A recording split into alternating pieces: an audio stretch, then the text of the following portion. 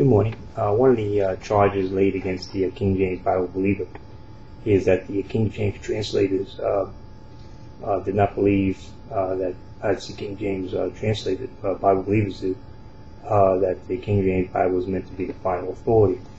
And they often quote from their preface to the translators and look at different things that are said by the translators. But what they really leave out is the purpose of their translation. And I'll read that here. It says here, truly good Christian reader, we never thought from the beginning that we should need to make a new translation, nor yet to make a bad one a good one, but to make a good one better, or out of many good ones. I'm talking about the Texas Receptors Line, the Bishop's Bible, Tyndale Bible, Geneva Bible, Coverdale Bible, Great Bible, to make out of many good ones, one principal good one. One principal good one. Not just to be accepted against, that hath been our endeavor and that our mark. What does principal mean? Principal means the best, the ultimate, the chief. This is Webster's here, chief, highest in rank, character, or respectability, or number two, most important or considerable. And if you look at some of the synonyms that are used for it, you've got chief, prime, paramount, most important, first, highest, ultimate, best, superlative, peerless, utmost, preeminent, dominant, ranking, leading, foremost. So the King James translators said they were making a new translation that would be the principal, one principal translation out of all the rest. Now they were attacked by the Roman Catholics, as they call their adversaries, for making the translation. And the Roman Catholics were saying that this was going to cause confusion because of multiple versions. And the Catholics said, well, we have one version. And the King James translators said that wasn't true. They had multiple versions themselves, and they were having problems with that. And they say on page 22, for what varieties have they, and what alterations have they made, not only their service books, porters, and brevities, but also their Latin translation.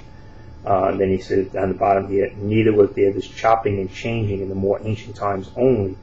Now, chopping and changing is a Tyndale expression that you find in 2 Corinthians 2:17, but also of late. So this is not just in the early churches. This is against it isn't recent.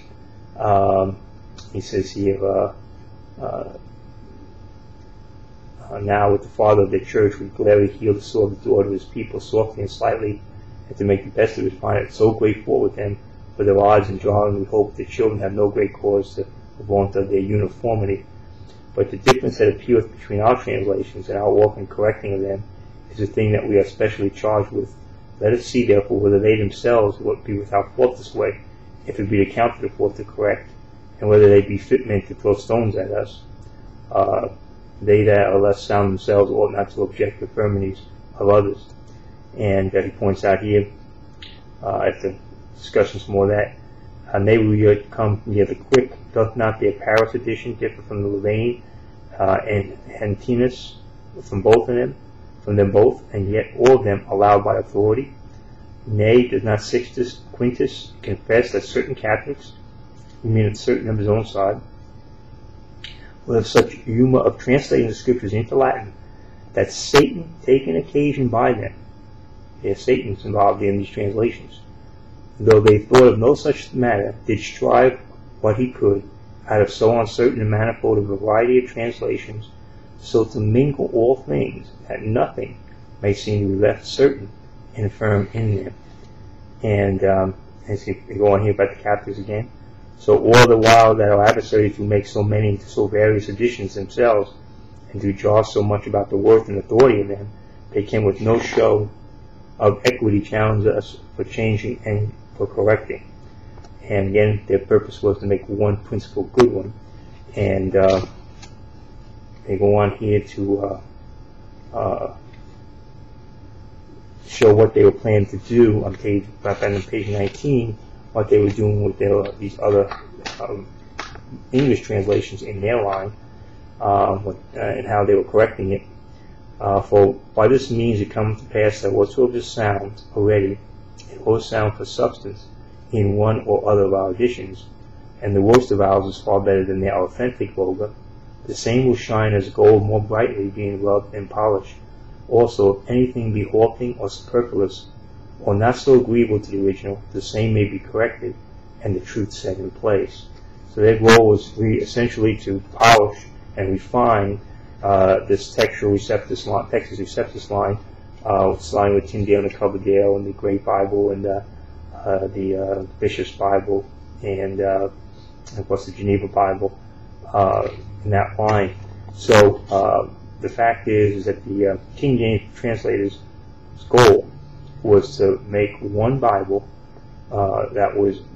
naturally this was to resolve a disagreement between the Bishop's Bible and the Geneva Bible. There were two Bibles out there that were competing, and this was to end that and to bring about one single Bible that would be the principal one, and therefore we would not have various Bibles, English Bibles out there that would be kind of causing confusion. So that was their goal. Their goal was to make one good one out of many good ones, and make one principal good one. And that principal one would be the final authority, the ultimate Bible, the one that would be the one that the people would call the Bible.